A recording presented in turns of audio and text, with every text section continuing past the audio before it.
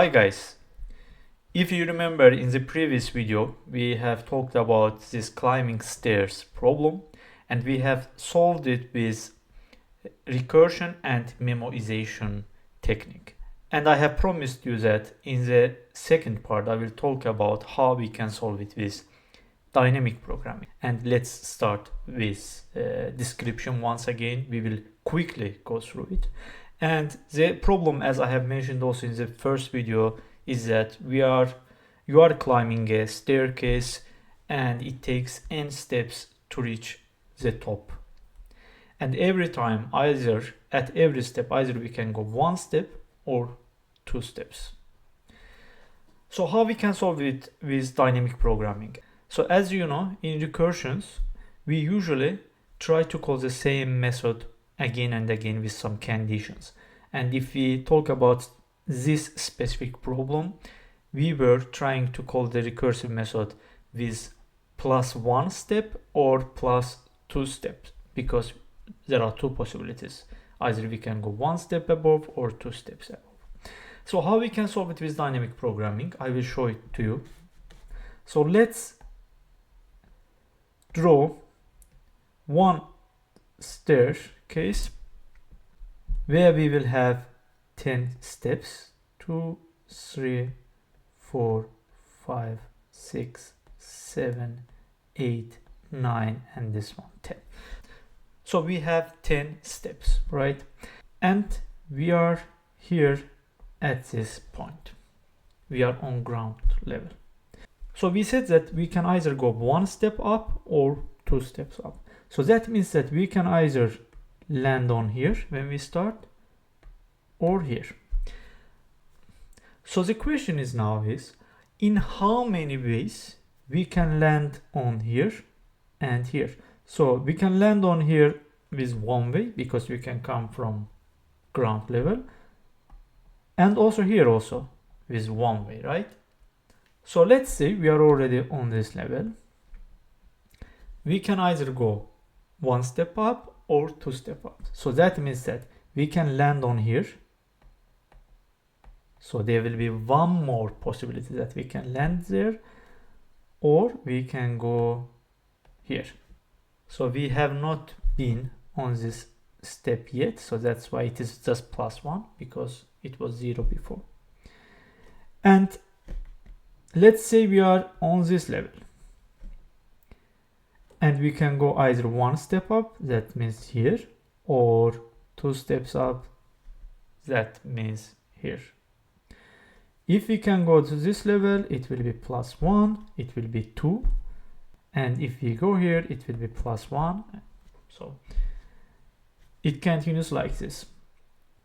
So if we replace this all +1s with 2, so it will be 2, and this will be +1 +1, it will be 2, and this will be 1. Now let's say that we are already on this level. Either we can go one step up. So the number of the distinct ways to end up on this level was 2, right? And if we go one step up, we will carry that number of distinct ways to up level. We already found that there was one more way to come here, and that was from this point. So we will sum them up and we will update the value here. So it will be 1 + 2, it will be 3. Or we can go two step up, and there was no other ways that we have found for this level yet, and it's only 2, so we will add 2. So if we summarize, so if we conclude the technique that we are using, we are saying that for every specific step, there are only two possibilities, two ways to end up there. If we take this step as an example, for example, this step, two ways to end up on this step is either we come from here, I mean one step down, one step below, or we come from here, two steps below. It means that if we create our dynamic programming array, so the size will be n plus 1. So for every step,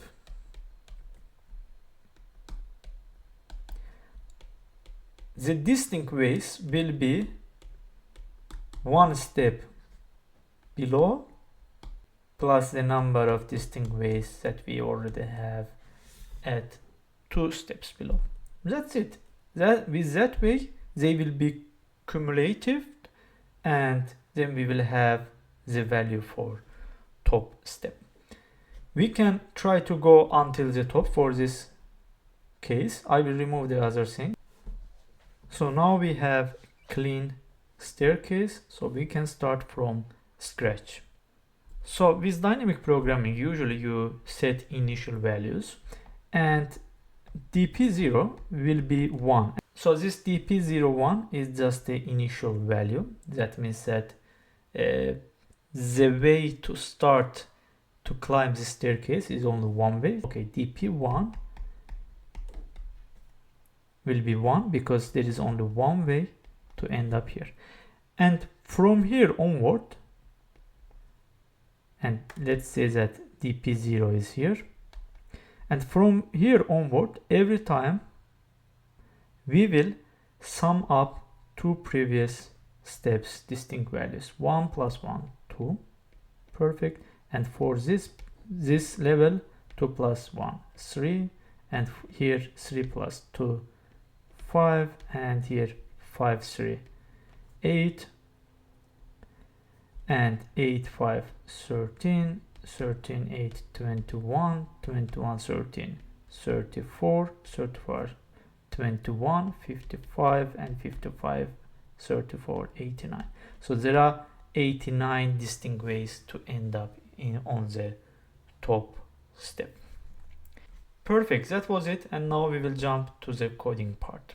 Perfect, let's start to write the code, and it will be very straightforward because we have already discussed this on whiteboard, and you will see how short and how clean the dynamic programming solution will be for this problem. First step is to create our dynamic programming array, and that will have n plus 1.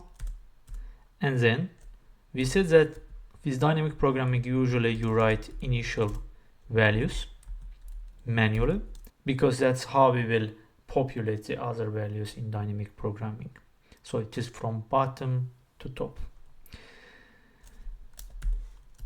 And we said that we will go through for loop, and it will start from 2 because 0 and 1 already defined, and we will go until n, and it will be plus plus, and we will go until actually n will be included, I mean, because we also need to reach the top. That is the final goal. And we said that every step will be sum of one step down and two steps down. That will be actually all. I don't think that we have missed anything for this. So if it was 10, and now we write n here, dpn, and let's see. It seems that we don't have any syntax errors. All the test cases have passed, so we can submit. Perfect, it beats 100% of the solutions when it comes to the runtime. That was it for today, and I hope you enjoyed the video. If you like my videos, don't forget to subscribe, like, and comment in comment section, and see you in the next video. Take care.